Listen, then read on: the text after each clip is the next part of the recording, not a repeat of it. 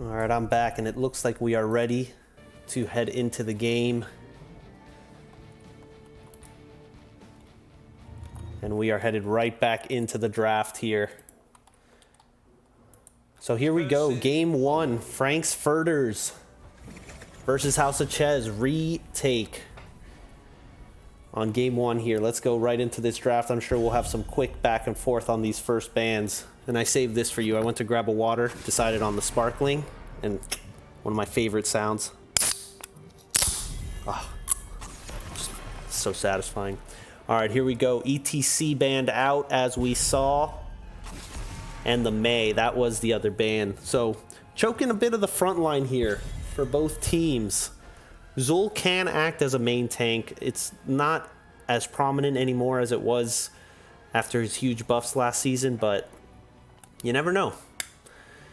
And Rexar, wow, a lot of beefy boys getting banned out here.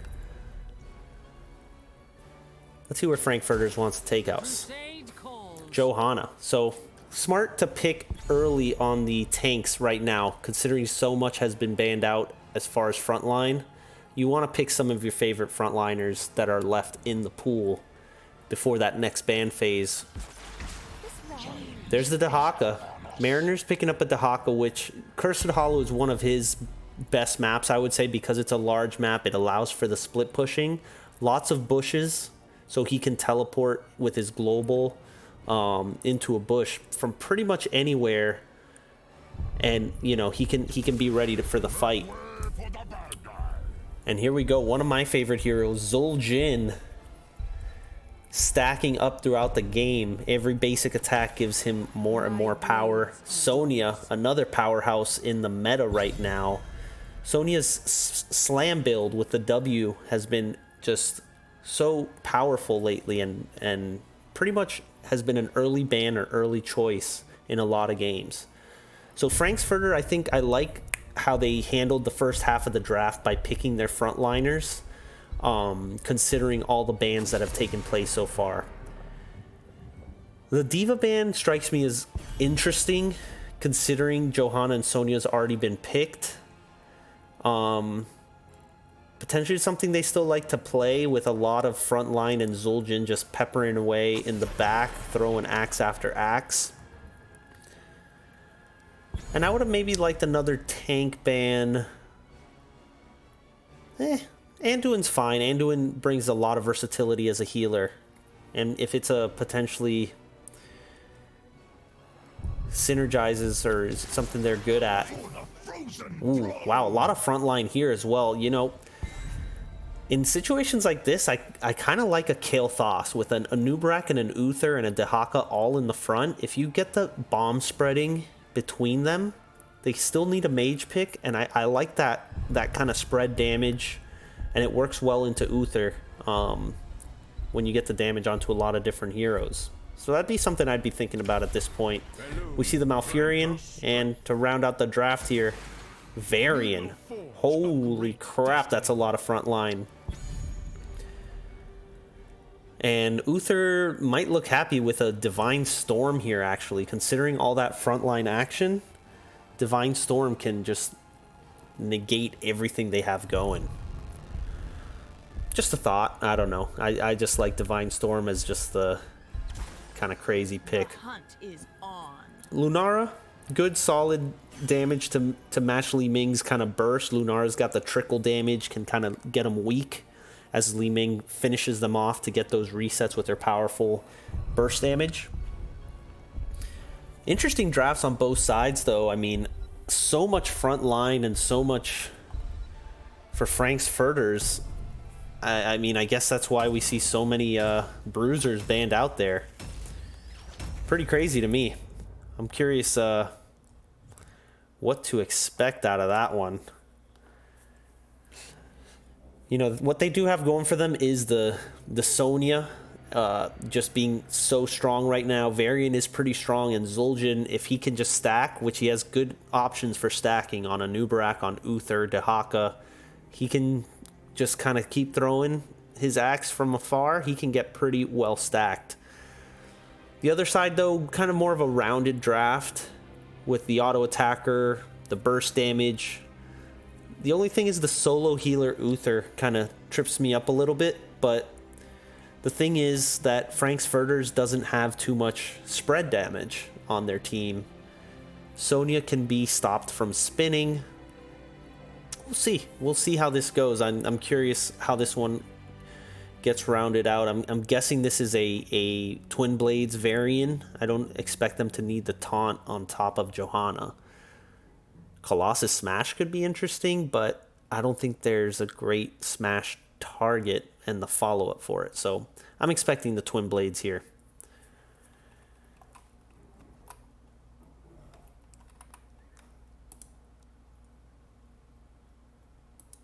All right, loading up into game one. Someone's got a potato. It's Boggs. He was the one who DC'd, so hopefully his computer's okay.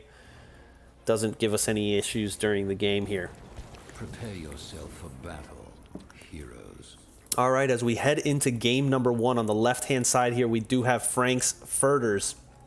Heavy on the front line. We've got Dallying Pig on the Johanna. Boggs playing the Zul'jin. Oh, who's on what here? Magic Master looks to be on Sonya. Yeah, Davey Jr. on the Malfurion, and it's Indecisive playing Varian. On the right-hand side, Chesmix. House of Chez. Chesmix on the Anubarak. Flash playing Lunara. Mariner 005 on the Dehaka. Down bot, Uther, played by Caribou, and the Dude picking up the Li Ming. Looking to be probably just poking down at this tower early.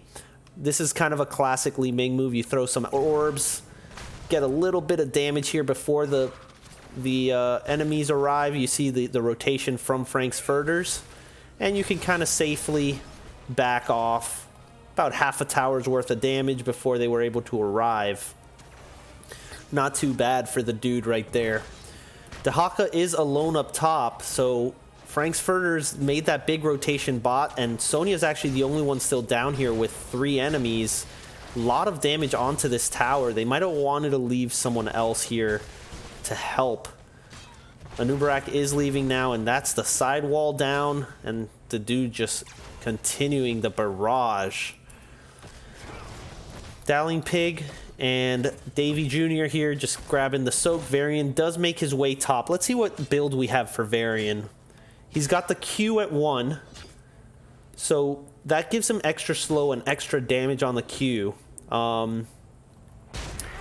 Usually goes with a taunt Varian, maybe a Colossus Smash for the extra burst.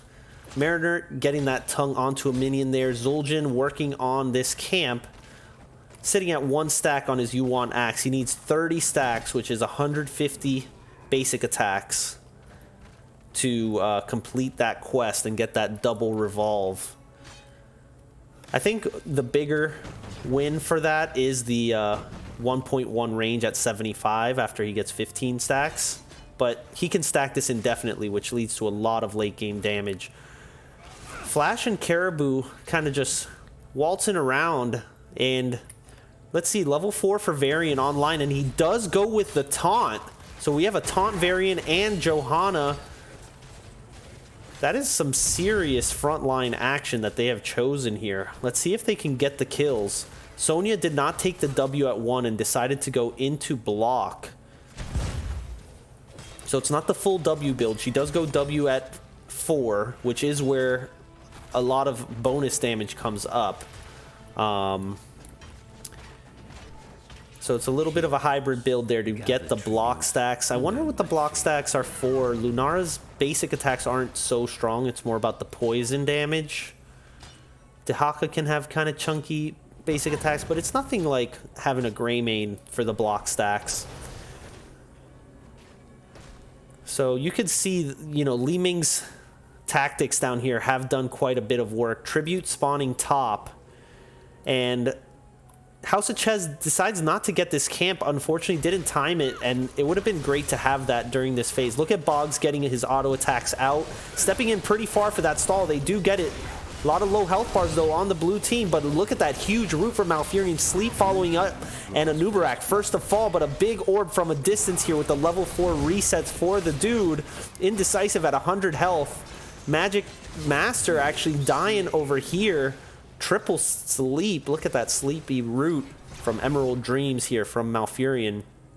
A lot of low health bars. They do get the first kill, but they ate too many orbs, it looks like, to be able to stay in here. The dude capturing the first tribute for House of Chez. Varian making his way bot right now. Zul'jin got some stacks there. He's sitting at 4 out of 30. He really needs to stack this up. It's still early, but you always want to be doing what you can to get some stacks. Especially when you're the solo damage like this. He needs to be... And we got a 3-man just kind of pump and dump up here. And I don't think there's enough damage to take down a Dahaka. I would like Malfurion to kind of just like stick with Zul'jin so he can play a little more aggressively and try and get some stacks. I think that's what Frank's Furters could be doing a little more in this early game, just for the stack advantage. It's really what they need going forward. But let's see if this Varian taunt is gonna help them close this up. He has got 11 stacks already on his Lion's Maul. That's pretty good. Got the taunt onto Lunara. That is the target they want. Dowling Pig coming in from the side with the Condemn. They're going to step back now. Boggs at 7 stacks now. We're going to keep our eye on that throughout the game. Second one spawning on the beneficial side for Frank's Furters. This is on their side of the map, so a little easier for them to capture. So let's see if they can create some space for Davy Jr. There's the taunt onto Anubarak again, going to fall first. Mariners digging in from behind, looking for the pull, and there is Zul'jin going down, but Flash with 16 health gets flashed with the shield glare, and there's these chunky boys just chunking down. That's a nice fight from Frank's Furters. Dowling Pig very low, though. Has to pop the Iron Skin. Magic Master trying to put the damage out, but there is the stun from Dahaka. Pops the Essence, digs underground, and Zul'jin is back up. Uther is still down, and Dowling Pig kind of low. Needs to be a little careful. No mana either. They're looking for the dude. There's the pull onto Varian. A lot of damage coming out. 100 health left, and Varian actually falls here at a bad time. Chesmix putting out some of the damage to close out that kill. Frank's Furters in an awkward spot now. Magic Master looks like he might be next to fall. He does go down. And it looks like House of Chez is able to snag this tribute after that extended team fight. And kind of a shame for Frank's Furters, I would say, because they had control. They got the first kill, and they kind of had created the space. But nice poke on the side of House of Chez. Able to snag that. And the next tribute will spawn advantageously for House of Chez. Level 10 online for both teams. So we're going to have to see Frank's Furters. Oh, there's the Essence popped. Let's look at some of these level 10 talents here. We've got Shield Wall for the Taunt Varian. Taz Dingo keeping himself alive. And there is this boss play. Blessed Shield. Sonya yet to pick. Might be looking for that leap. I would like Wrath of the Berserker for the extra damage. Chesmix taking a lot of damage from this boss. And it is the leap for the extra CC. Tranquility from Malfurion to help keep him alive. On the right-hand side, we've got the Leaping Strike, Isolation, Cocoon, Wave of Force, and Divine Shield. So actually, that's a boss advantage going over to House of Chez here, as Frank's Furters doing the small camp, not the big one there. And they've got great positioning set up. House of Chez holding the space here for the dude. Does E away. And let's see how this one continues. Mariners coming in the back, gets the ISO onto Taz Dingo here, whatever his name is. But it seems to be okay now. Tranquility is popped, so that is going to be... There's a nice Blessed Shield, though. Sonya in Zul'jin first to fall, unfortunately, there. And there is Flash getting the double jump.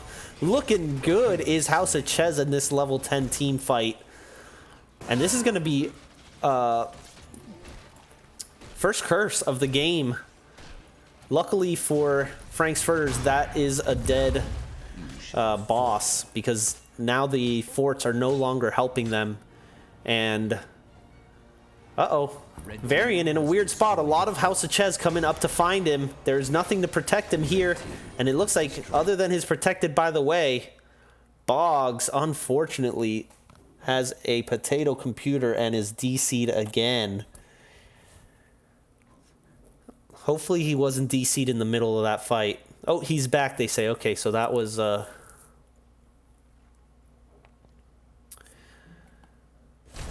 That was just a short-lived DC. So that's a kill onto Varian in the middle of this phase here. And they're going to keep pushing down top. Boggs doing what he can to get some stacks. Looking pretty good in this poke right here. He needs to do everything he can to get to those 30 stacks. Get that double spin for the bonus damage. There's some damage, some poke for Boggs. Gotta be careful, Sonya. Burn the unstoppable. They might be able to follow that up.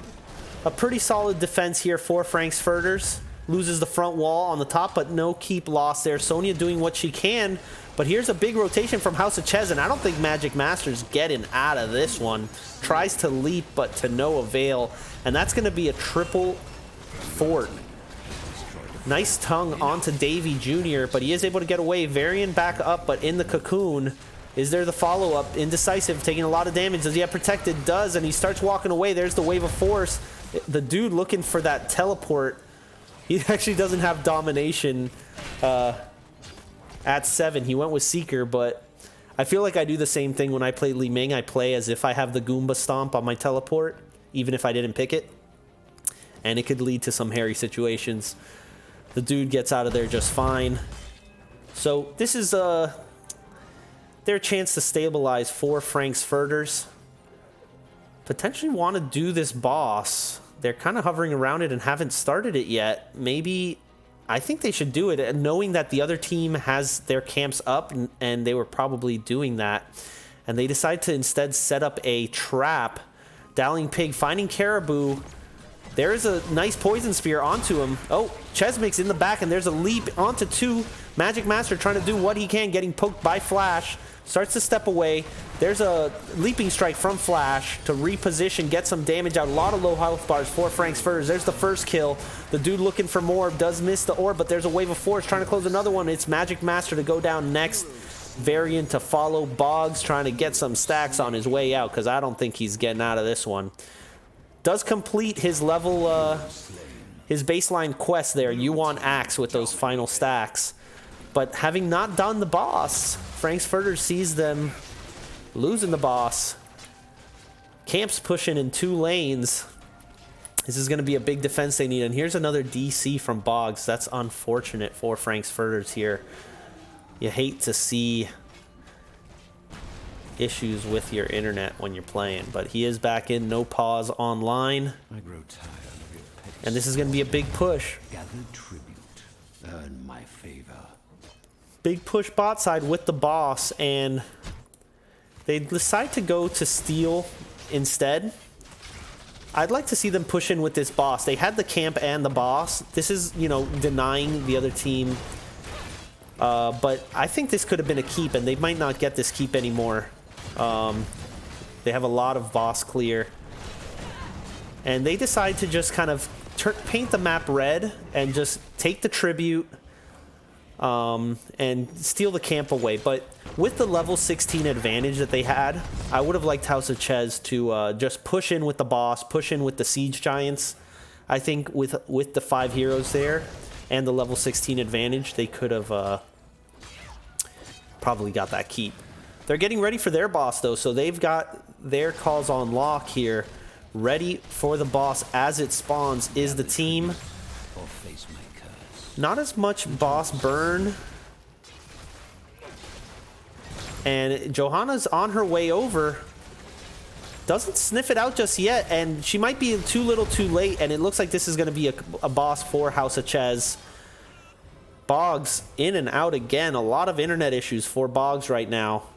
Level 16 not online. I don't know if they want to fight this. Indecisive does get caught, but able to kind of step away. Not quite yet. A lot of crowd control here for the side of House of Chez, and Indecisive not going to make it out. Dowling Pig hit with that isolation. Boggs Boom, another follow-up from Chez, just hitting every single burrow charge. Chesmix looking pretty good on that Anubarak. And this boss barreling down on this keep, 2 dead. And that's 5 magic missiles connecting on Davy Jr. He's a very low health bar now. Hopefully Boggs can fix this internet issue by next game, because this is looking a little crazy for them. And this is the last attempt here for the defense, and it looks like this could be GG for game 1. House of Chez looking pretty strong with their comp. D-Shield pop onto the dude just in case. But with this boss, 5 men on the core, House of Chez is going to take us in game 1. GG's being thrown out in the chat. Pretty quick game. Didn't make it to 20. 14 minutes in. Nice macro plays by House of Chez throughout there to control that. So let's go ahead and look at some of these stats. See how the players performed here as we get ready for game number 2.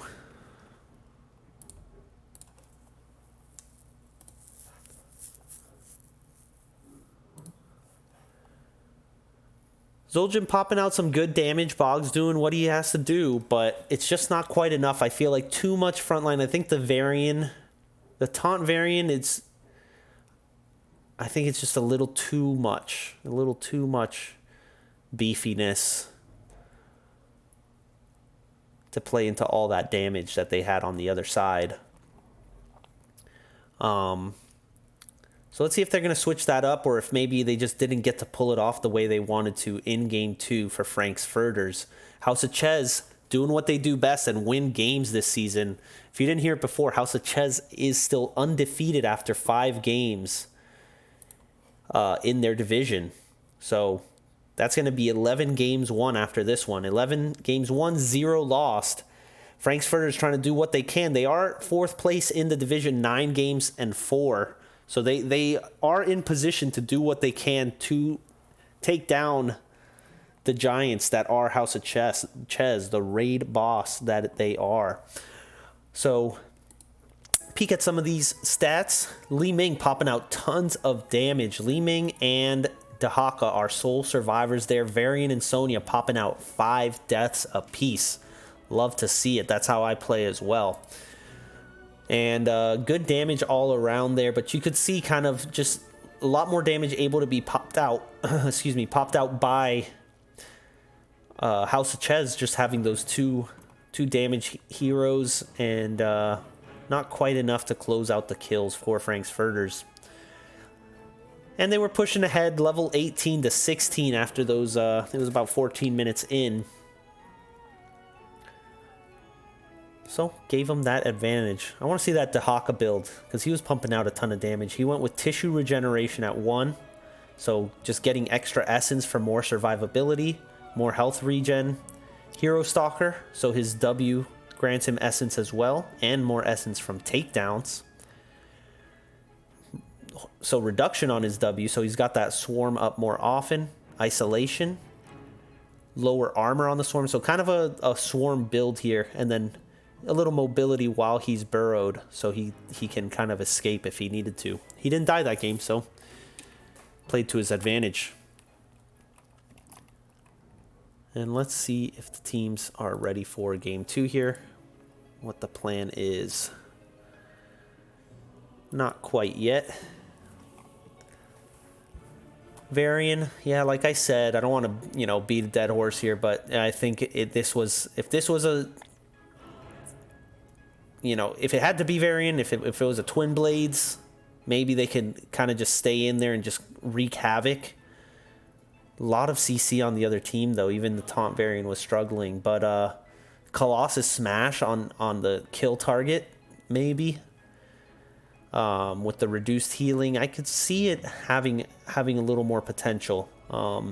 It is tough, though. Definitely a tough game for them. Zul'jin, this tends to be the build now with the Recklessness at 1.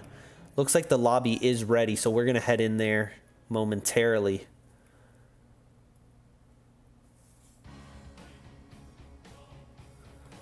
So let's go ahead and see what map we're on and go ahead and go into our lobby for game 2.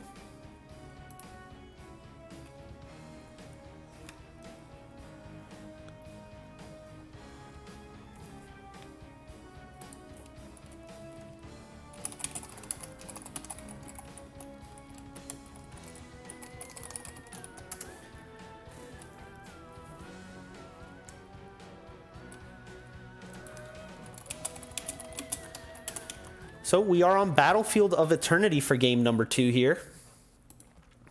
That's a little different. This could be more kind of what Frank's Furters likes to play on. This might be more their speed. It's a smaller map. A lot of team fight potential, so a lot of brawling going on. Less of a macro heavy situation. Less camps on the map. More of the camps are neutral. So let's see if they can come around and take a game off of House of Chez. So House of Chez also picked map 2.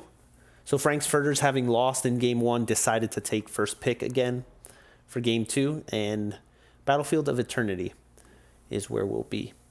If House of Chez wanted to keep that kind of large map situation, what was left in the pool? Garden of Terror might have been a nice large map for the macro intensive kind of gameplay. Volskaya, pretty big, but not as macro, I guess. It's kind of more formulaic in how you have to play it. Let me make sure they know I'm ready.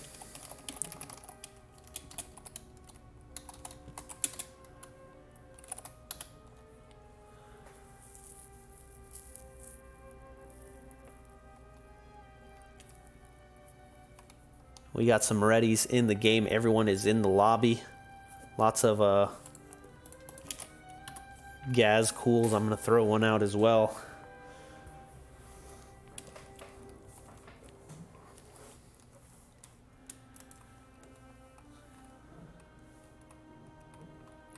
All right. Here we go. We are going to head into the draft for game number 2. House of Chez trying to take their 6th domination victory of the season. Frank's Furters trying to dethrone them here with a victory in game 2 and potentially going for that reverse sweep. Let's see how this one goes for them. Battlefield of Eternity for game number 2. Let's head into the draft now.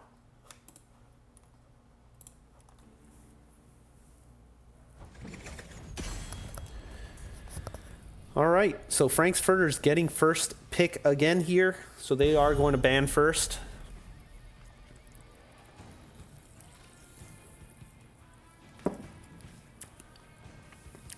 Let's see what this one looks like. I wonder if there's going to be a target ban. Li Ming is good on this map, and she did a really well. She was played really well last game by the dude. So I like a Li Ming ban. She has the long distance poke on the Immortal. Good team fight. And there it is. Li Ming banned out. I agree with Frank's Furters here to take that away from the dude.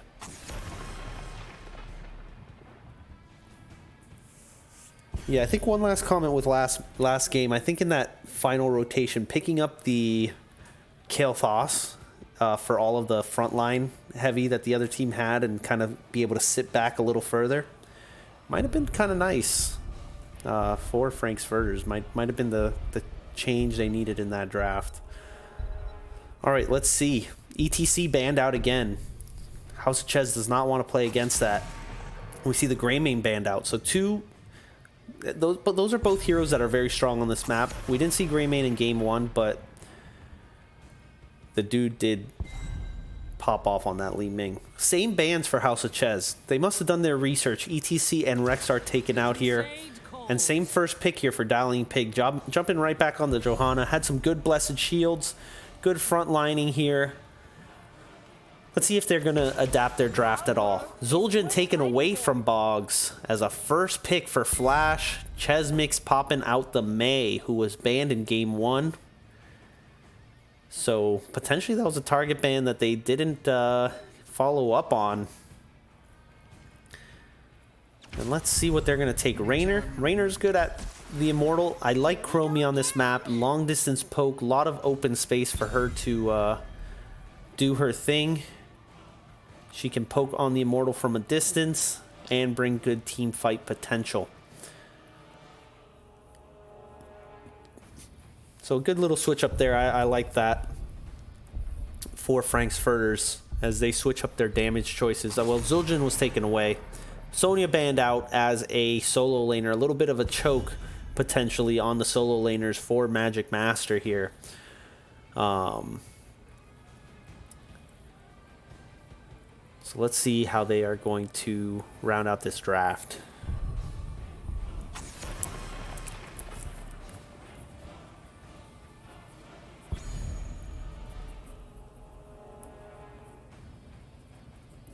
So Uther banned out.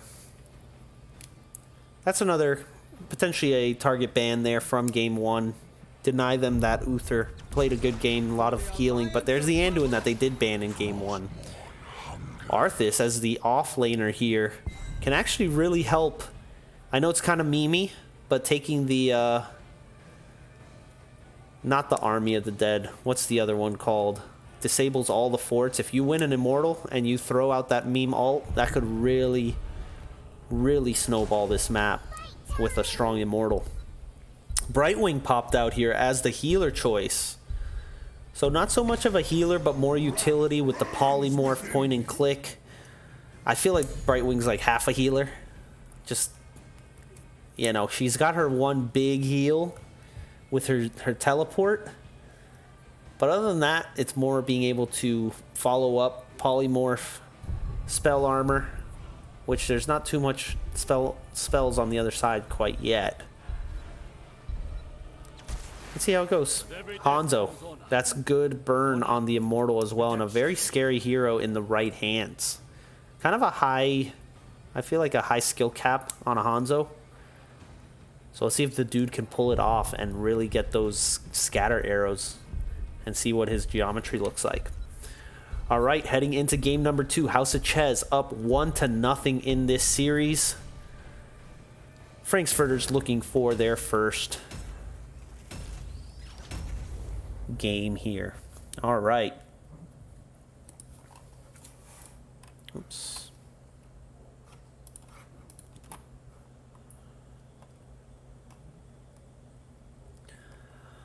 All right, looking at these drafts.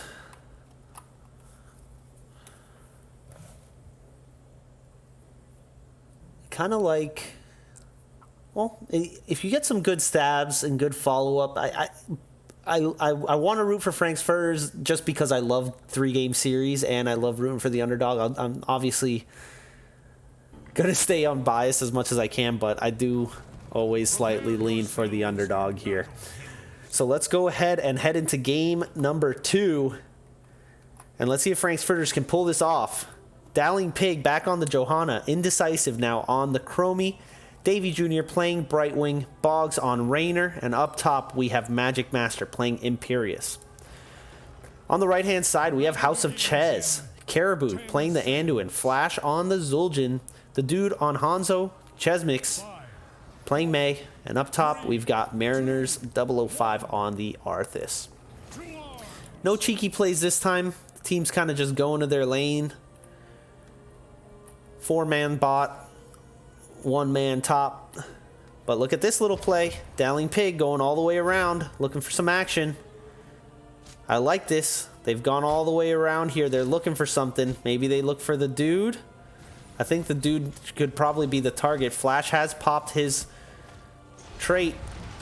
They're looking for Anduin actually, and kind of a bit of a split damage. It looks like Boggs was hitting Anduin and everyone else kind of went for Chesmix, but I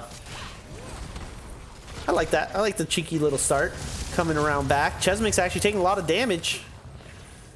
Nice poke there from Indecisive. Let's see what build we've got for Chromie. We do have the W Deep Breathing at 1, trying to get that W Dragon's Breath landing. She's got those 3 circles dropping from the sky. Bang, bang.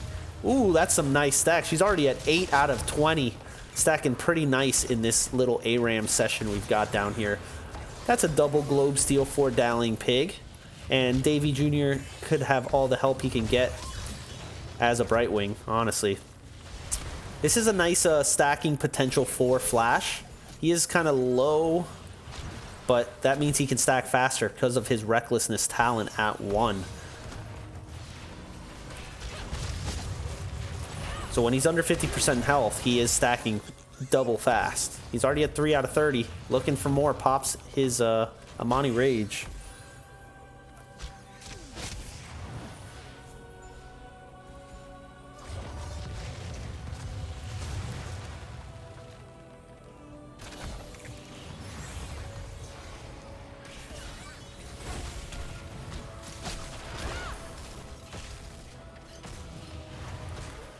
Sorry about that. Got an important text message there. But I'm back. Luckily, no action in the meantime. Magic Master and Mariner's doing a good job to just hold his mana. Magic Master's kind of burned through quite a bit of his stack. And just kind of soaking on both sides. I don't think anyone really has kill potential. So I think it's smarter to kind of hold your mana, just soak your wave, do what you can, rather than try and fight it out there. Now, first objective spawning, we've picked up our shaman camps on both sides here. And let's see how the teams want to react. Do they want to try and clear these out, or do they want to go get a head start on the Immortal? And it looks like actually we've got Frank's Furters going down to this bot camp, Flash and Caribou working on this top camp. So kind of a similar idea for both teams. Hanzo is ready. And Hanzo is the main burner here with his serrated arrows at level 4. Scatter arrow deals 100% more damage to minions, mercenaries, and monsters. Dallying Pig and Boggs trying to do what they can to chase this down. Almost caught the dude there. The Flash is now showing up. And so the defense is online now. Chromie and Imperius yet to show up though, and we're almost halfway burned on this Immortal. Hanzo poking from a distance there with his Q, pops a scatter arrow, and that is going to be halftime in advantage for House of Chez, as the players of Frank's Furters just a little slow to get there. And we have Raynor kind of peppering away, trying to do what he can with his Exterminator, while the rest of his team tries to slow down over here on the right-hand side. Flash just poking at the Immortal, not really at the heroes themselves. The dude coming in from the other angle. But that's actually a nice chase there onto Magic Master. Excuse me, Mariners. But Davy Jr. looking pretty low, out of mana as well. A pull from Caribou onto Flash to keep him alive as Magic Master creates some space. And Exterminator doing tons of work, actually. Look at this, as they actually get the kill for Frank's Furters, and it looks like they're going to get the Immortal as well, as Raynor has just been peppering and peppering and peppering as his team does the dirty work up front. And Frank's Furters showing some life in this series with an Immortal snag here. Great play by them to start us off in the first Immortal phase. So nice defense from the 4-man, and Raynor doing his best right-clicking on that stationary target. I like it, getting that work done.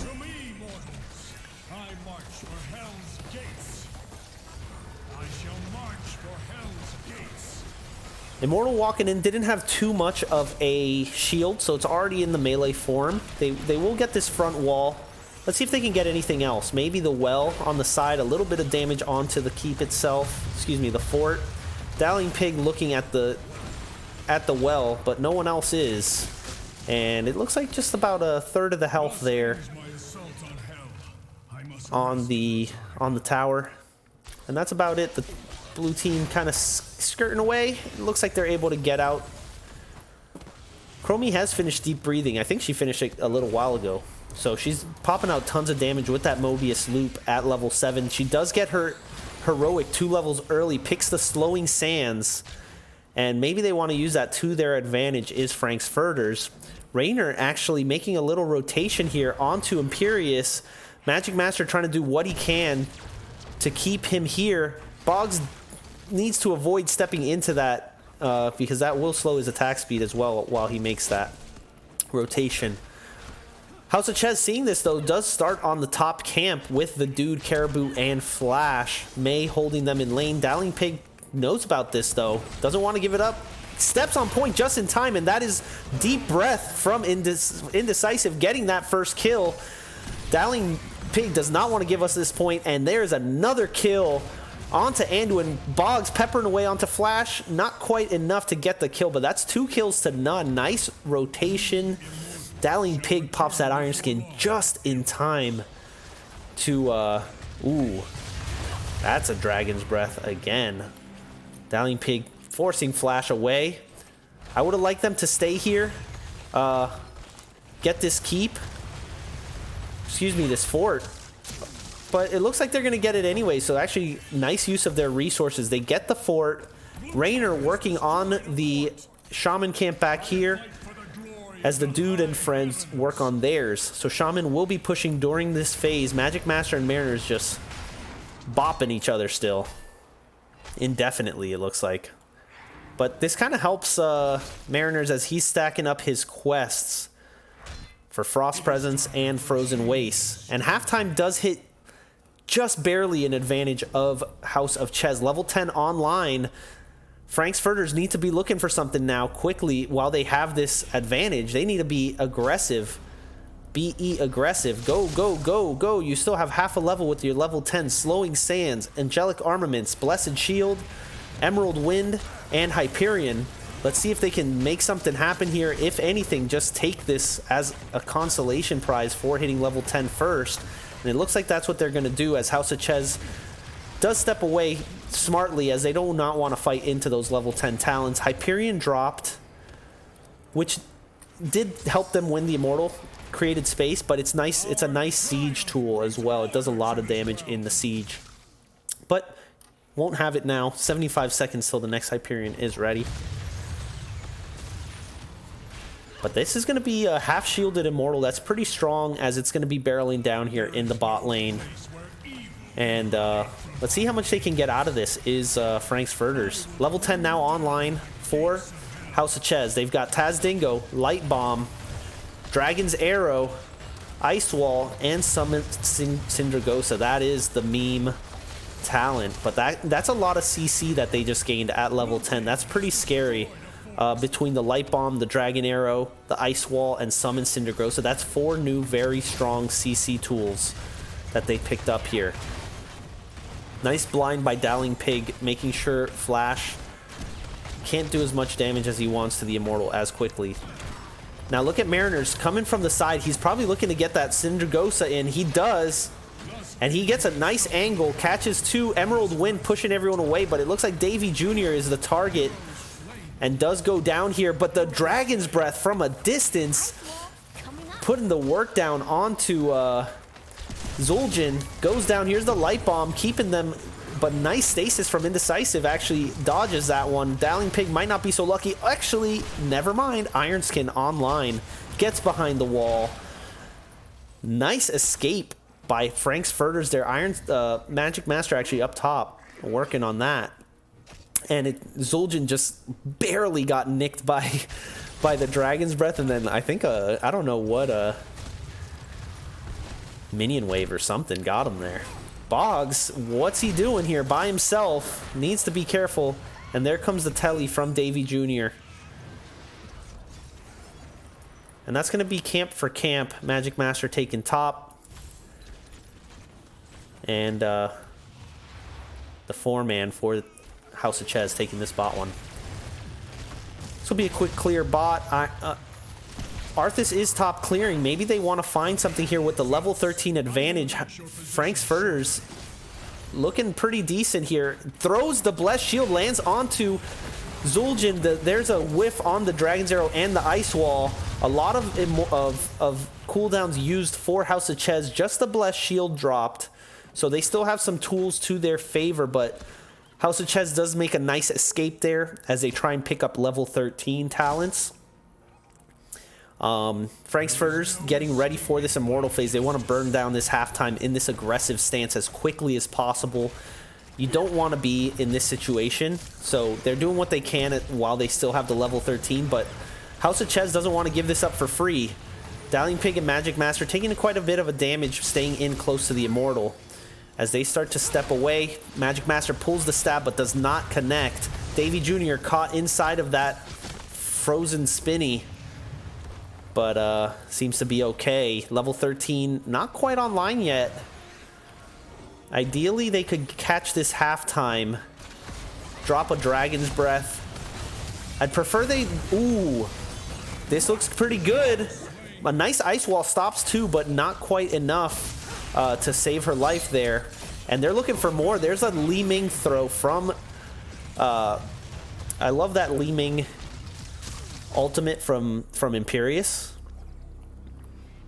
It's kind of ridiculous. I always miss it, but when you do hit all 5 like he did there, it's kind of just like so much damage. Boggs stunned by the Immortal.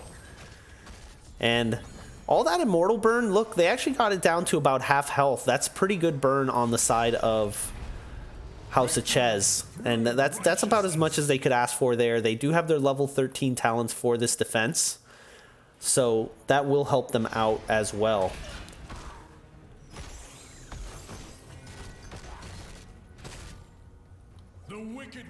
And here comes, coming down top, heading towards the keep. Imperius is actually bot still, not joining the team. I would like him to be a little more aggressive if he was going to be down here, so he can catch this soak. But I think if he was top, I think it would help them even more. Flash caught in the slowing sands, and still being in ranged form is helping here. Imperius still bot. Dallying Pig looking from the side, making sure no one's in that bush. And not quite much. Level 16 now online. I really want to see Frank's Furters make a big play here. Nice Dragon's Breath. Makes a big chunk of damage onto Flash. There's the Cindergosa from the side here, creating some space. The keep is going to go down. It does fall here. That's probably all they can ask for. They do have the 16 advantage, and now with Emerald Wind down, it looks like Magic Master and Boggs trying to get some damage bot, but they need to be careful. Magic Master caught in the ice wall. Does get a stab and actually gets out of there. Very nice. Pops his ulti to survive that light bomb, and there's a Dragon Arrow from Hanzo. Short range, so not a big stun coming out of it. And it's going to be a kill onto Arthas there. Now with Arthas dead, it looks like Frank's Furters are going for this camp over here.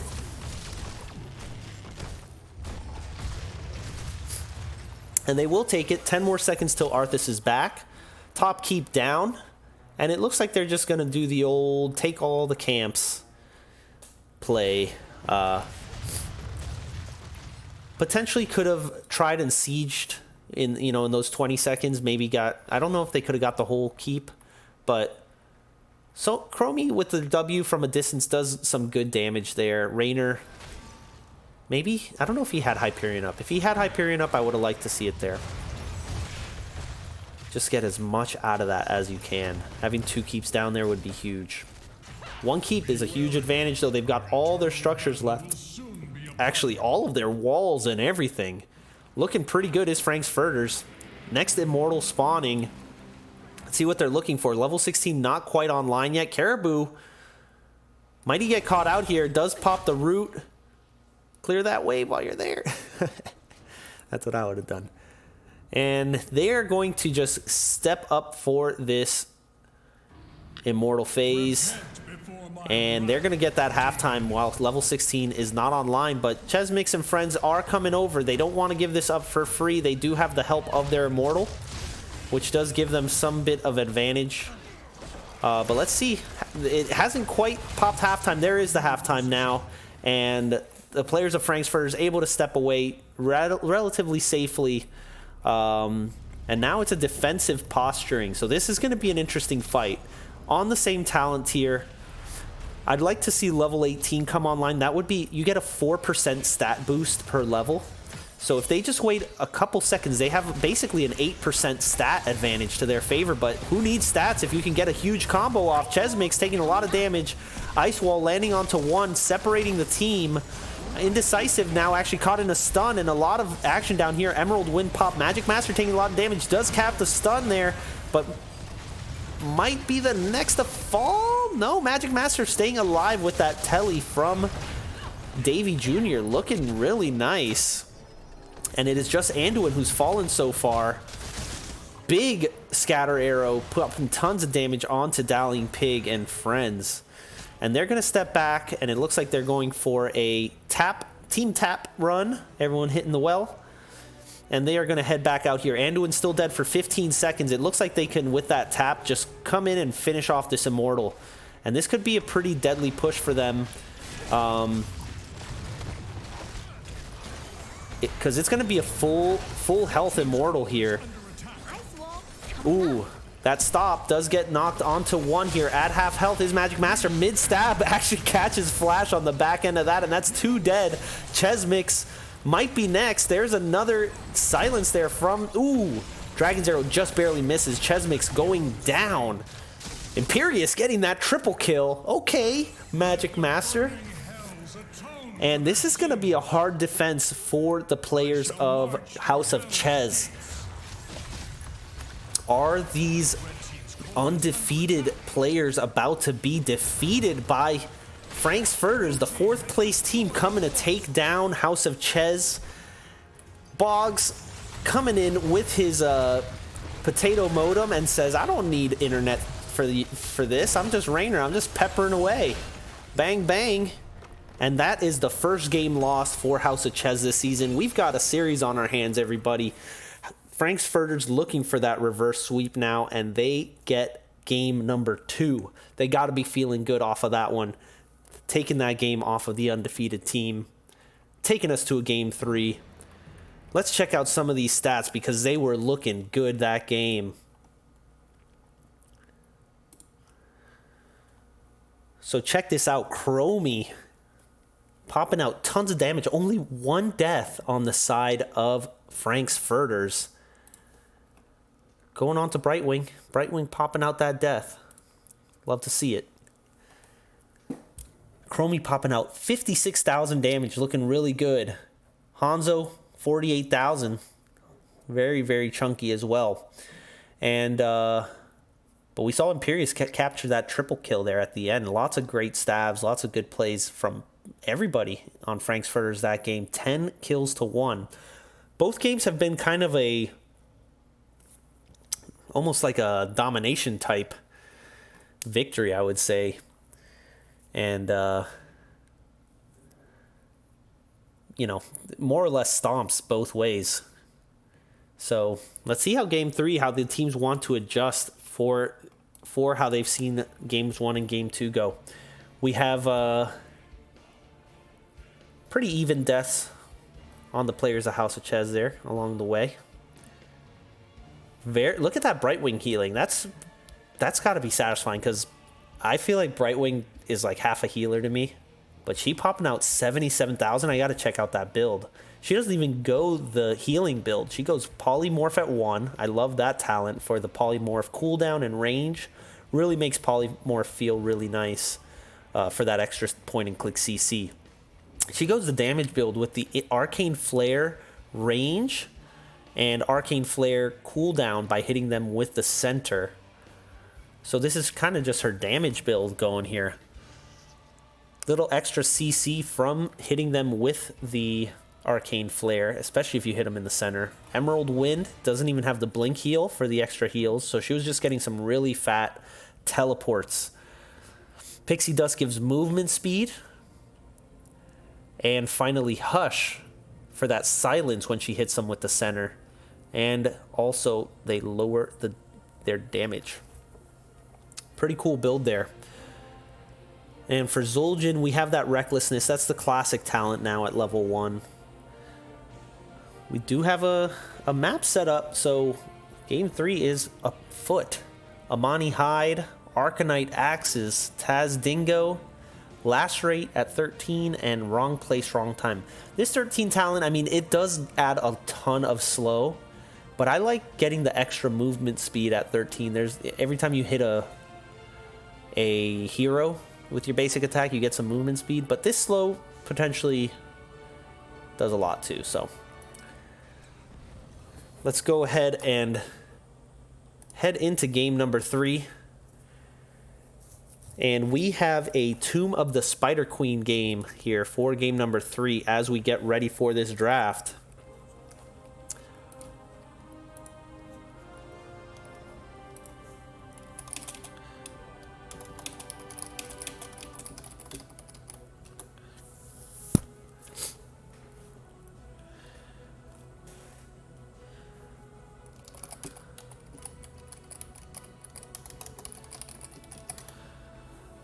So waiting on the players of House of Chez to show up. It looks like let's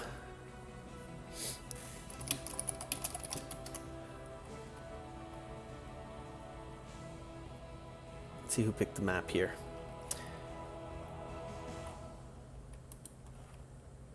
So it's actually map pick 4 again for House of Chez. So they decide to take map pick again as even though they lost in game 2, they say, we want to pick where this battle is going to take place. They must have something up their sleeve for this. Although, in game 2, they did have their choice there as well. So, House of Chez picking up all the maps this series. And let's see how this one pans out going into game 3. So everyone is in lobby, so we should be getting started pretty soon.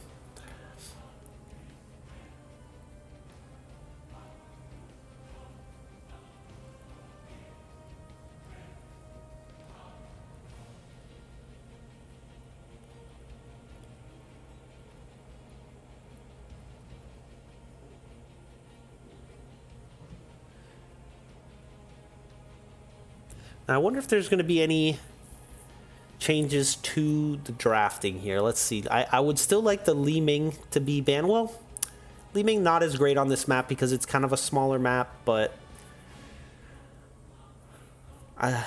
the dude did play a really strong Li Ming in game 1, so that was kind of spooky. Tomb of the Spider Queen, though, you do want a lot of wave clear. It changes from Battlefield of Eternity, where there's not as much waves going on. Johanna for Dallying Pig. He's been picking it all series, and I would say this is probably Johanna's preferred map because all of her wave clear value comes into play here. So, curious if that's going to be the pick again for Dallying Pig on the first pick. Maybe we'll see a ban against that since he's gotten to play it every time. Maybe House of Chez says, switch it up. We don't want to see that Johanna anymore. Had some strong blessed shields in that game. And very good defensive play into the Zul'jin with the blinds. Here comes the Zul ban from game 1. This is a good ban because... oh, excuse me. I haven't switched the screen for us. Orion Jones. Does this mean... House of Chez's tyrannical domination over Div C East is done? Well, I mean, they did just lose a game that, if we look at their history over the past one game, they've lost every game in the past one game. So do with that what you will. But they are still looking very strong. They played very strong in game 1, potentially got outdrafted there in game 2. Let's see how these drafts is panning out. We've got the Zul band, ETC and Rexar. Same bands all series long. They know what they do not want to play against. And now that the Uther and May are open, they are going to take what they want. Johanna is coming back out. I like her on this map. I like the pick here. Let me make sure everything okay with the stream.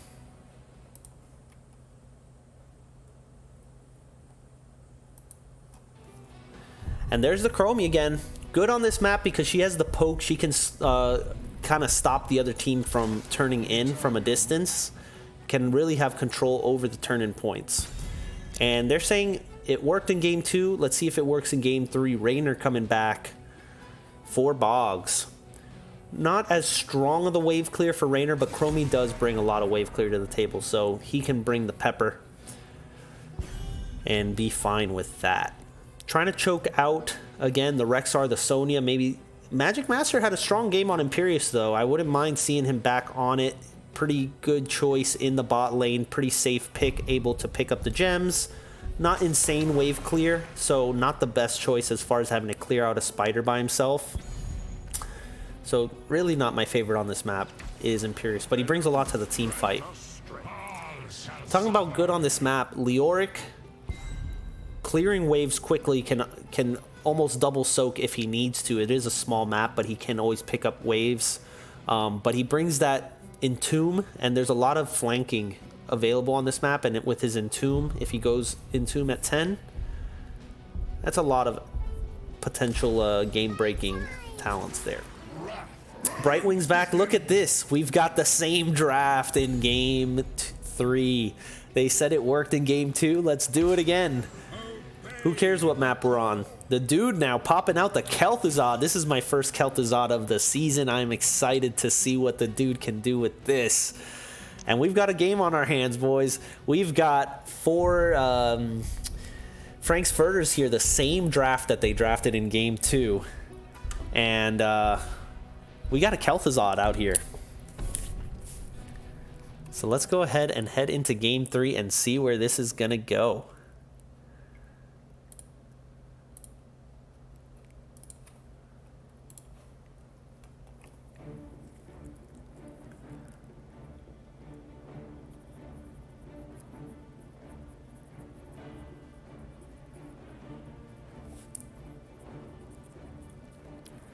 All right, loading in here.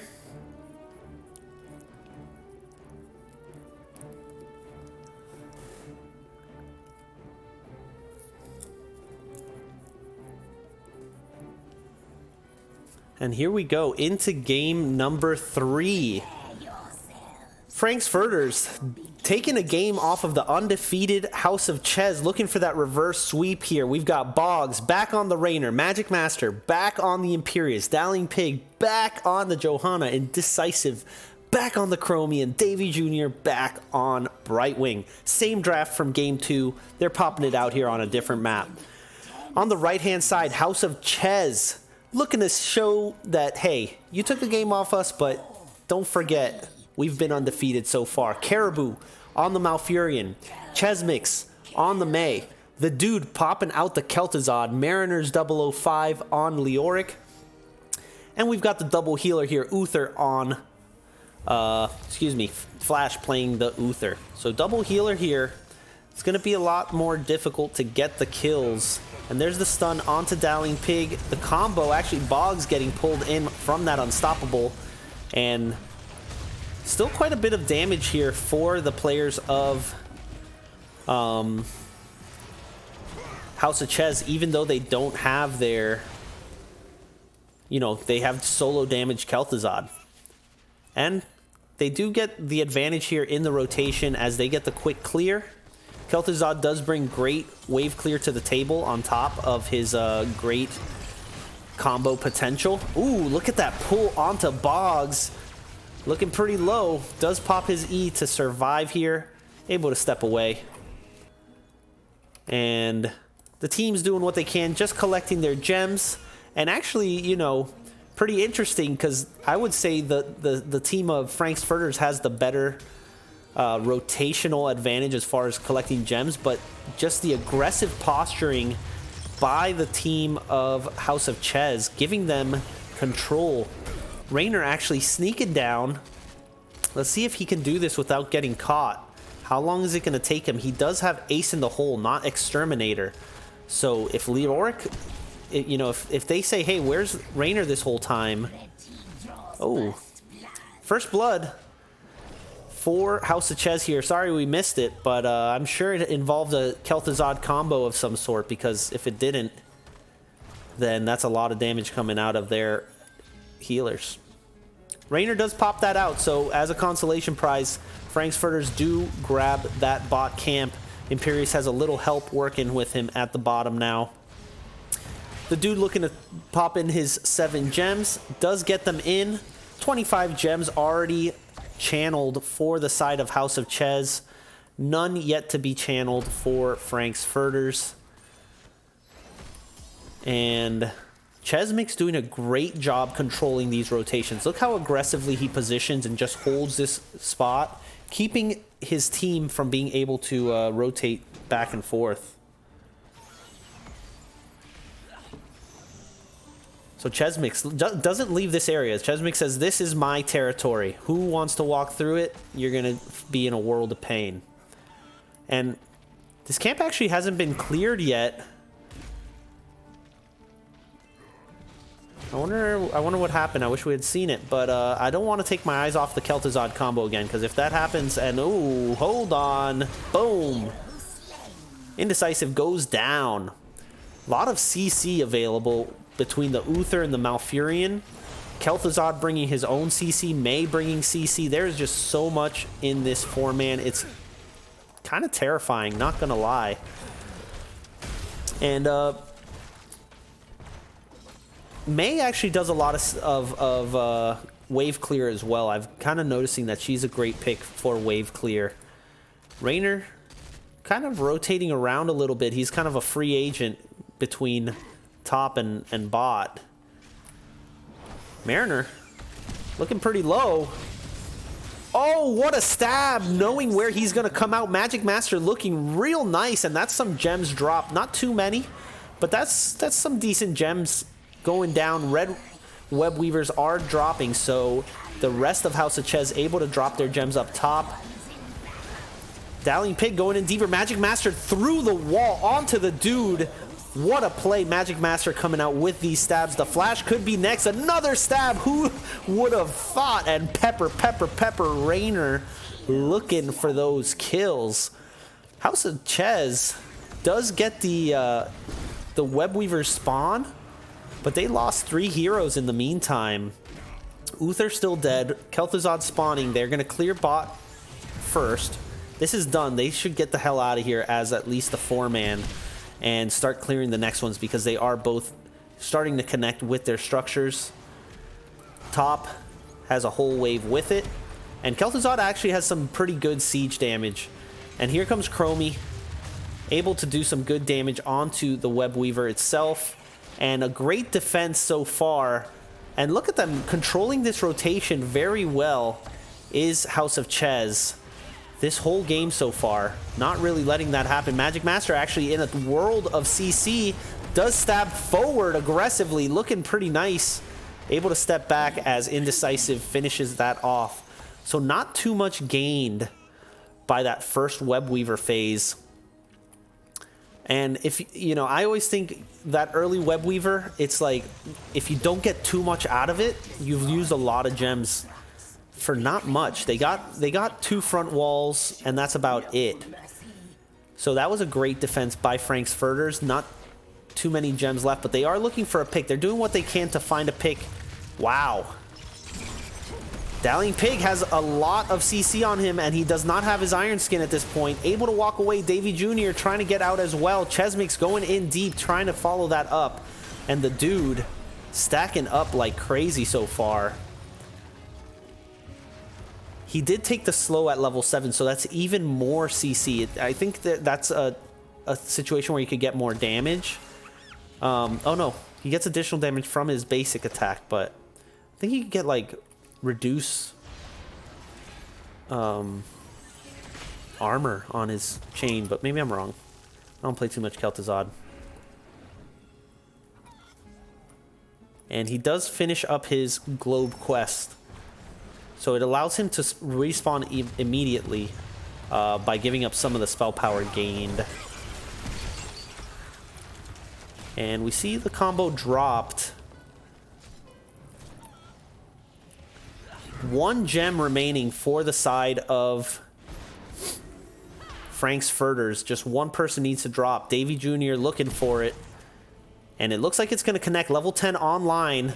We've got Slowing Sands, Angelic Armaments, Hyperion, Blessed Shield, and Emerald Wind for Frank's Furters. On the right-hand side, we've got the Divine Storm, Entomb, Shadow Fissure, Twilight Dream, and May popping out the Ice Wall again. So level 10 for both teams online. A lot more CC again available now, even more than before, for the side of House of Chez. Deep Breathing does come online now for for Chromie with this push, but a lot of damage being popped onto this this Web Weaver already. And it looks like they're abandoning it to go top. All 5 members are top, so Leoric is going to get a free clear. And they want to clear out this lane. This is a common strategy because you want to clear out the boss lane for future pushes. And Flash dropping the Divine Storm. No one really around to follow up, but they're looking for what they can. Kel'Thuzad combo does miss, and there looks like Malfurion is going to drop. And first kill of that fight. So looking pretty good is Frank's Furter with this push. They do get the first fort of the game to get us going. 37 gems in the hands of Dowling Pig. So they might have a second Web Weaver phase on the back end of this. Hyperion being dropped on the keep. Nice of Boggs to hold this for the keep push.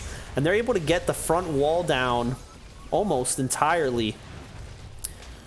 As they back off, they do have enough gems for the next push. They've been kind of ignoring the other lanes in the meantime. Mariner's dropping off some gems. Magic Master not quite getting there in time. But let's see. We've got actually a rotation. He's popped the Unstoppable. There's an Ice Wall onto Indecisive. Pops the Stasis. And kind of dodges the whole combo with that very long Stasis. Chesmic's in deep though, and they're looking for more. Indecisive still the target here. Silence onto 2 from the Twilight Dream. Indecisive still the target. Does go down. And Dowling Pig now running for his life with his gems. Pops the Unstoppable, able to get out. Level 12 online for both teams. Not too much lost for Frank's Furters there. They were able to hold on to their gems. I don't think Chromie had too many. But red Web Weavers are online again. They aren't able to get the double phase. And blue loses... Rainer actually caught out by himself up top. Got to keep our eyes on the dude because that's really where the action is. Anywhere the dude is, that's where there's a potential kill because that's just a one shot on someone like Rainer. Especially now that he's got his quest complete. Full combo being dropped, but Unstoppable for Johanna is very helpful in this situation into a Kel'Thuzad. So it looks like the players are setting up a bush gank here. The Chinese bush meta is alive and well. And Indecisive is going to be the one that falls for it. Pops the Stasis, and it looks like Emerald Dream keeping him alive. But now look who's on the run. Big stab, big blessed shield, and the bush meta might not be in their favor, actually. But this long team fight is allowing... structures to drop. They lost players, but they did not keep their structures. And that was Mei trying to run away there. I've missed quite a few kills this game, but I felt like we knew Mei was going to drop, right? I feel like we knew that was coming. So they've got tons of gems on their hands. They did lose 2 forts, but they should be able to get this next Web Weaver phase out themselves.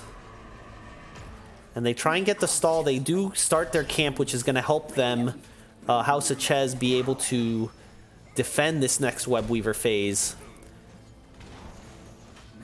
Blue Web Weavers back online. They do get those Bruiser camp out.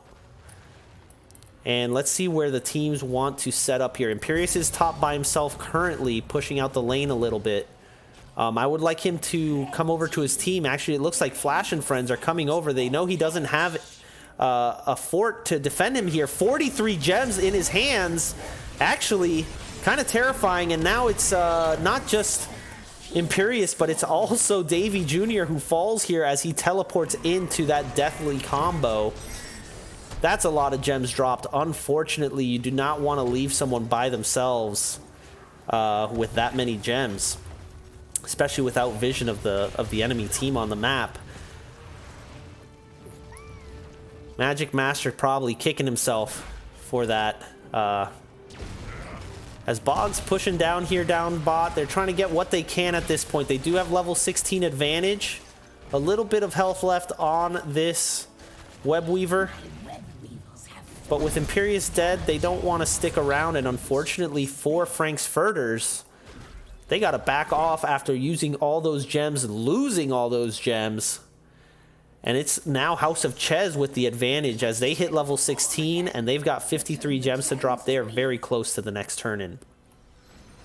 And they smartly drop off all their gems before they get into any more funny business. Polymorph there onto Chesmix. Dowling Pig looking in deep. Actually, look, Dowling Pig completed the Subdue quest. This is like, you do it just for the basic bonus of hitting 2 heroes, but now every time he hits someone with his punish, his Q, that's going to be a big slow that follows that up. So no one able to turn in just yet. Not quite enough gems for House of Chez to finish that turn in. Combo down for Chromie currently.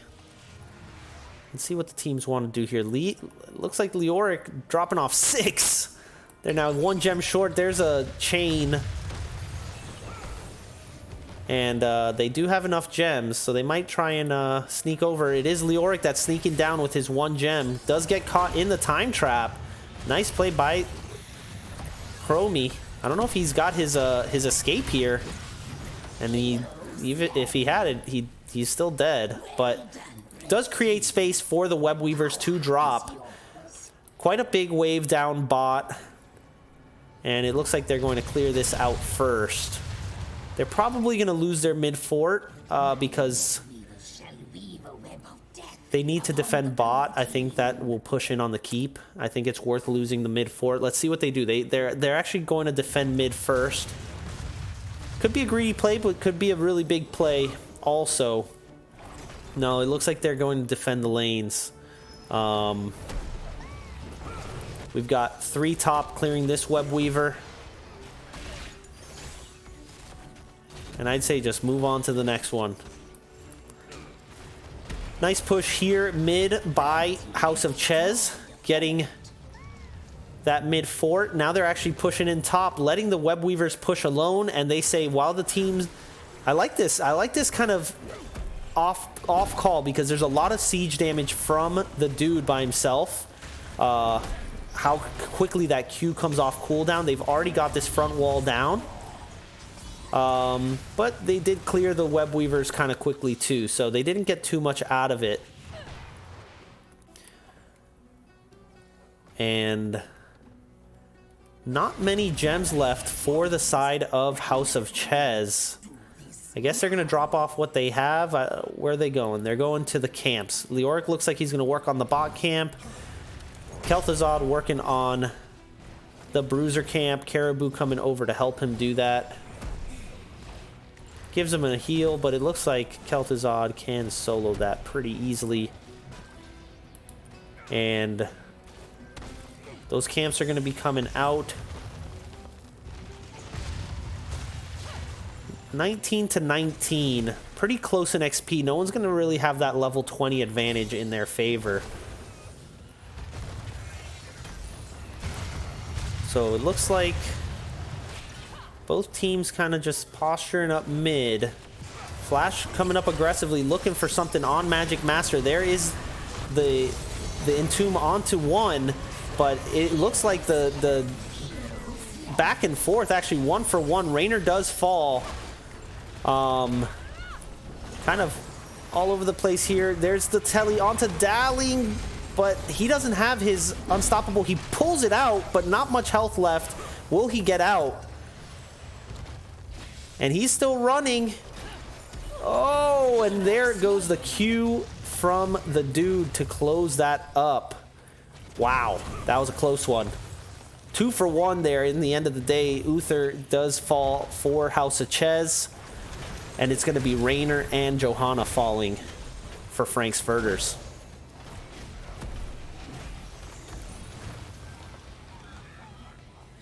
That's a camp steal on the back end of those kills. As Raynor still down, Indecisive is going to walk over to help clear this. Magic Master doing what he can. not so great. Ooh, and here's the boss play. This is the first boss play of the game. Johanna being dead for another 14 seconds. This is going to be free for the players of House of Chez. And this could potentially be the first keep of the game if they can push this in. And it looks like the players of Frank's Furters are taking a turn-in in response. This could be kind of a consolation. You lost the boss, take the turn-in, so you can clear the boss for free potentially while your enemy clears your turn-in. So Dowling Pig walking over, start putting some damage on the boss. And let's see how this goes. Could just be an unfortunate use of gems. They might be able to push in with this top web weaver. A big wave might be able to come online for them. Well, the boss just killed most of that wave. So this looks like it's going to be more or less a free clear for the side of House of Chez, as they've taken down 2 of the 3 web weavers already. The third one is just, they tend to just lose XP as they walk, even as they don't take damage. So it will tick away. The wave will build up with it.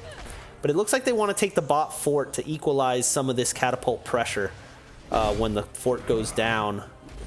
And actually, they back away. Let's look at some of these level 20 talents. We have Piercing Sands, Heavenly Host. Actually, the fight is starting, and it looks like in the back is Chromie by herself. Pops the stasis to survive here. And it's Brightwing that dies alongside Imperius, who were just isolated up front. And this looks like a death push coming in now. 5-man just barreling down. Indecisive actually able to sneak away, but definitely is the target for that Leoric Entomb. And with just about enough gems, it looks like this is going to be another turn-in very shortly for House of Chez. And that could lead to a keep. But look, they're getting some keep damage here because that, you know, the web weaver wasn't cleared top. So the wave by itself pushed in with that web weaver, even though the web weaver died, and got tons of damage onto that keep. The dude working on this bottom camp. The players of Frank's Furters just kind of pushing out the lane, waiting for their dead allies. And there is House of Chez coming with their, I believe, 3rd web weaver phase of the game. They've got the Siege Giants pushing in bot with them. Let's see how Frank's Furters wants to do this defense. And very well played by House of Chez to also get this camp and timing it pretty well with this wave. So they're going to have a very strong push in the mid. And it looks like that's where they're going to focus their push right now. I think that's the right call. Frank's Furters doing what they can to clear out bot. Let's see if there's a rotation from... Nope, no rotation. They want to just push in mid, and they want this mid keep.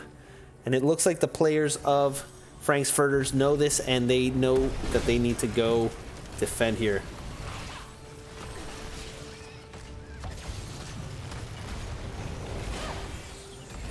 So pushing in, they've got the slowing stands on the wave.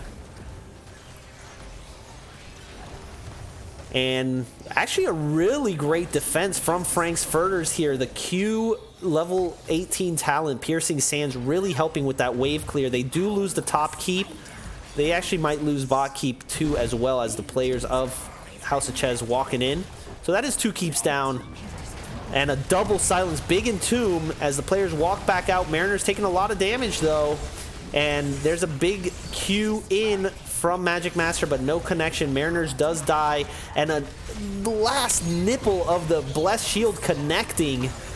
And it looks like a lot of kills coming online here for Frank's Furters. 3 dead. What are they going to do here? Level 22, not enough gems.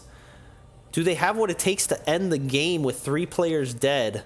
And let's see what they think. They are heading top. They want to just end this. They're heading top. Davey Jr. lagging behind, and they are going for this. They're at least going for this top keep. And with the rest of their lanes kind of, well, let's see. Flash doesn't want to die here. You don't want to lose more heroes, but actually it's Imperius that dies in response, and he has redemption, so that's actually a great trade They need to be careful here. Leoric is spawning. Uther is spawning. And now it's actually Dowling Pig and friends that need to watch out. Silence Entomb onto a whole bunch of them. The dude is on the chase here. Dowling Pig wants to go in. There's another Blessed Shield. The dude is down. Flash might be next. Mariners keeping it indecisive at bay. Red team Uther down. And now it's Mariners going down as well. Caribou doing what he can. Indecisive, popping out tons of damage. Rainer is still here. Who was it that died? Imperious. The dude does pop his phylactery to be able to come back out. Very important that the dude was there. But now there is 2 catapults connecting on core here. Someone needs to back immediately. And Indecisive, will she get out of here? Oh my god, just barely gets out. What a sneaky back right there. And just saves just in time, saves the shield on the core. No harm, no foul. Indecisive looking strong in that last fight. And very, very with balls hearth right there. All right, we've got a freaking game on our hands. This is crazy. Level 23 for both teams. 24 minutes in. Only enough gems for one team. Boss is back online, so that is going to be somewhere the teams want to hang around. Chex Mix looking deep. Everything online for both teams now. There is the Slowing Sands to create a kind of a funnel. Oh, but it looks like Leoric actually getting caught out, and that's the Blessed Shield to close out the kill. Blessed Shield is on cooldown now, but they made sure they got that kill onto Mariners, who will have his Silence Entomb when he spawns. A lot of gems being turned in here. And is that enough? It is enough for the next Webweaver phase. Top is down. Bot has a huge wave and 2... Okay, they are going to clear that out. They need to clear it out kind of quick, because I don't think they want to push in the bot lane. Just throw out your spells, clear out what you need to, and get out of here. I think you want to push in somewhere further along. Oh, they're going to get a free clear mid, so this is very advantageous for House of Chez to get this free clear on this mid Webweaver. And they very smartly walk away as the team approaches. So they get great amount of damage onto that Webweaver. It's basically dead. And there's the spawn for Mariners. 5-on-5 back online. And let's see what the teams want to do. And it looks like this Webweaver's already dead. And Dowling Pig and friends do want to come up here. Maybe keep the team busy as the other Webweaver pushes down and creates a bigger wave. But they kind of just went one way, went the other, just doing a little dance. Where am I? Where am I? You never know. They went one way, went the other, and now they're going for the mid fort, and that's going to fall quickly. And now they still have a very big wave bot. That can be cleared kind of quickly. But let's see. Mariners holding that point. Dowling Pig just misses with the condemn onto Mariners.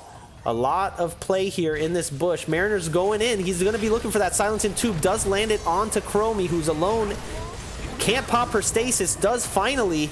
And nobody dead just yet. Mariners looking to get that kill. Chromie does fall. And there's just infinite... oh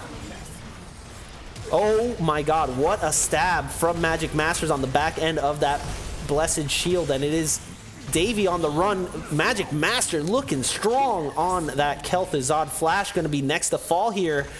And is this going to be the fall of the Giants? Only Chromie falls here, but only May left for this defense. Uther will be spawning off the Redemption, and it looks like the team is heading top. They need to make their play.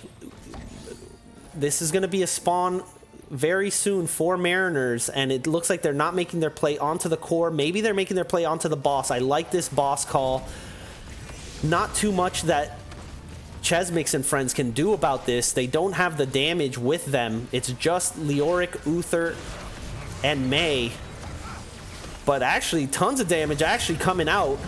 And Magic Master taking a lot of damage. There's a double silence and Tomb. Boggs coming around the other way to try and get some of this damage out. And there's a Li Ming magic missiles coming out from Magic Master. And they're looking for Mariners next, who is healing indefinitely, it looks like. And there's a big stab onto one. And Chez is next. And we've got all 5 players of House of Chez, or excuse me, of Frank's Furters alive now, and a lot of, you know, chain deaths. Speaking of chain deaths, there's the chains onto Raynor, and the dude making a big play to try and save this game. Let's see if they can core here. 4 dead, just the dude left on the defense. Can he land another huge combo to close this out? The stasis keeping Indecisive alive. Their main core damage here. Dowling Pig, and there's the combo onto the dude. Do they want to kill him? They're not looking for the kill just yet. Only Dowling Pig looking for the damage. I would like the kill there just so they don't fall into another trap, and it is going to be GG. I don't know. It is Indecisive that dies there. They need to hit the core, and they don't have much in their favor anymore. And harrowing defense here. 10% left on their core, and that is a core defense. 5% left. What a defense. All players dead now. And, you know, they needed to kill the Kel'Thuzad sooner. They needed to just wait on the core, kill the Kel'Thuzad, and then get back to business, because he was just doing too much work on them. And now, without their main damage, this is going to take a little while. But they should definitely, you know, they're going to be able to grab this, I think. Yeah, Mariners can do enough damage to convert this. And actually, we've got 4 catapults, actually, 29 minutes in. Raynor going for the core himself. Oh my god. Wow. Hyperion victory. That was madness. I don't know what to say here. Oh my god. Wow. GG. Frank's Furters coming out with the reverse sweep to take down the champions of their league so far. Oh my god. That was insane. Let's look at some. I hope we can get an interview here, because that was such a great game.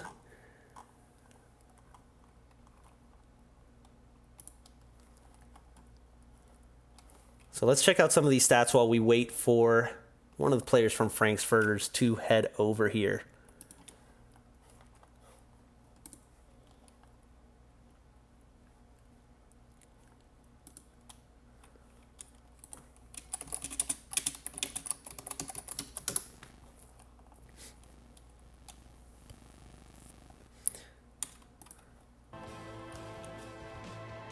I'm sure they're still celebrating. What a series they just had. And Raynor actually coming out on top that time. Chromie had top damage for them in game 2. And Raynor coming out in game 3 and popping out 97,000 damage. Wow. So actually we've got Frank of Frank's Furters here. How are you feeling after that series? Mighty jazzed. Mighty jazzed. TM. Wow, what a series, man. I'm feeling pretty hyped. That's good to hear. So House of Chez undefeated so far this season.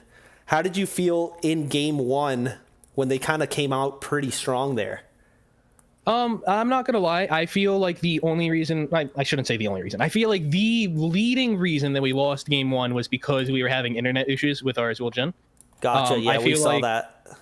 Right. Yeah, I feel like if that doesn't happen, that game goes entirely differently. Don't get me wrong, they played really well. I just feel like that game has a different ending in that case. Talk to me about that draft in game 1, because it was kind of funky with the Taunt variant, the Johanna, very bulky front line, and the Zul'jin solo damage. Yeah, well, that's the thing, is that when the Zul'jin is your only damage dealer and then he's having internet issues, that's where the problem comes in, right? Fair enough. Yeah. So it's something that we've run a couple times before and we've had some success with. So we kind of pivoted to it at the last second. We were deciding how we wanted to finish out the draft, and I suggested the variant, and so we went with it. Obviously, it didn't end up working out. You can argue whether it was internet or whether we misplayed or whether they played well. I think it's a combination of all those factors, but, you know. There you go. So what do you think worked in game 2? What do you think changed everything up for you guys that kind of turned the series around? I think that a big part of it was that I think we drafted exceptionally in game 2. We waited to see their solo lane before we took the Imperius, because, you know, Imperius as a solo laner isn't very good because he just can't push, you know what I mean? So we waited to see the Arthas, and then we were like, okay, Arthas is going into the solo. We can take the Imperius because neither of them have like crazy push. And so I think I honestly think game 2 was mostly an outdraft. I think Chromie is absolutely bonkers OP right now. So getting Chromie really helped. Yeah. So considering how you drafted in game 2, how do you think that affected the game 3 draft then? Evidently not at all, because they literally gave us the exact same team comp. So I guess they didn't really feel threatened by it, but yeah, maybe they thought it was out. like something you were doing on Battlefield of Eternity, because, you know, Raynor has the Immortal Burn, which you had that great defense while Raynor, you know, burned the Immortal on the first Immortal, and it gave you that advantage. But yeah, you popped out the same draft on a different map. So do you think that's just kind of a versatile, can pop it anywhere? Because when I was casting it in game 2 or casting the draft, I was like, I saw, you know, the reasoning, but again, it worked on Tomb. Yeah, game. I don't think it's something that you can just always pick, because if they pick, for example, I don't know, like Zul, and you have Imperius as your solo laner, you just lose. You just lose Fair. that game. So I think you need to really be sure that you're going to be able to keep up, or that it's a small enough map that you can rotate to help out the solo lane. So I think that the main place that you're going to see the variation in something like this draft is going to be the Bruiser.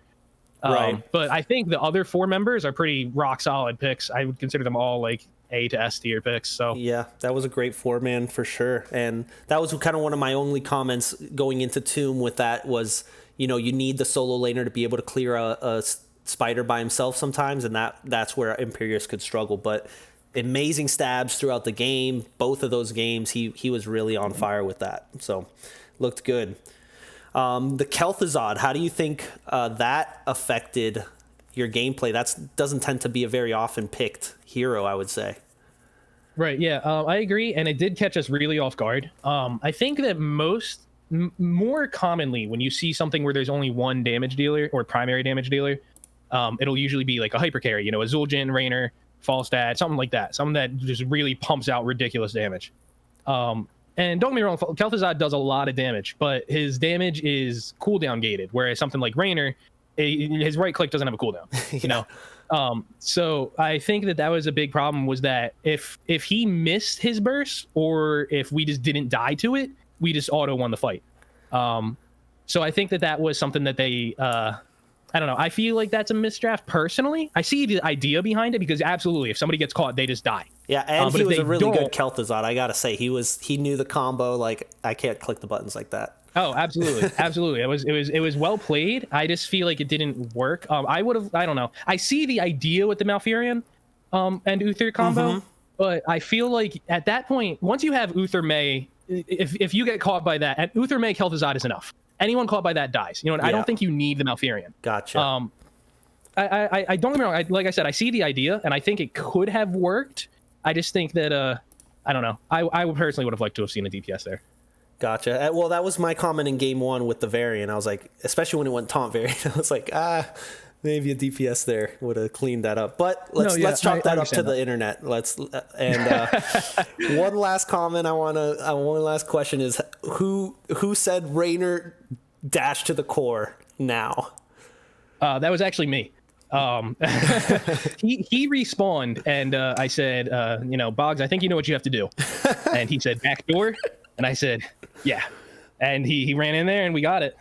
So that was amazing. That caught me off guard, because, you know, they're all kind of just bopping away at the At the boss, yeah, and they had no clue that was coming in, and all of a sudden the Hyperion. Right. And Yeah, I feel like if we don't backdoor there, we just lose because the boss is coming down. It's going to be a 5v2 Chromie Rainer versus the other 5 plus boss. Yep. That's just an auto loss. So it's either we lose to boss, we win by backdooring and it somehow works out, or we lose in a blaze of glory with the attempted backdoor. I loved it. It looked great. I'm glad I caught it because I was watching the boss and all of a sudden I'm like, what is going on over here? So that looked great. Awesome series tonight. Any last shout outs, last comments? Because that was awesome. You guys must be feeling great. GG's to House of Chez. That was an excellent series, and I think that might be the best game 3 in NGS history, personally. But that was awesome. And I like I said, I don't, game 1 they played excellently, and they definitely earned that win. GG's, I totally see why they were so dominant leading into the series. And then for shout outs, just shouting out my boys Franco, Franklin, Francis, and Francois. I love it. Well, great job tonight. Congrats on the victory. Good luck on the rest of the season, and I hope to see you guys back out there. Yeah, thanks, man. All right, have a good one. You too. Wow, everybody. That was absolutely insane. What a series. What a game 3. I'm telling you, for some reason, any game I choose to cast this season, just insane 3-game series every time. I haven't casted a just pure stomper, and it's been such a blast. I'm glad you guys got to see this here with me. If you didn't catch it, I'll have it on YouTube later. Thanks to everyone who stopped by and had fun with us tonight. I've got a few more casts I got to do to hit Twitch affiliate. I've got everything kind of set up, and I just want to hit that benchmark. So I'm going to be casting a few more games in the coming week or so. And it's been a blast. So make sure you hit that follow and make sure you come back because the games have been insane on this stream. I don't know what it is, but it's been so fun. So thanks for coming, and I hope to see you soon.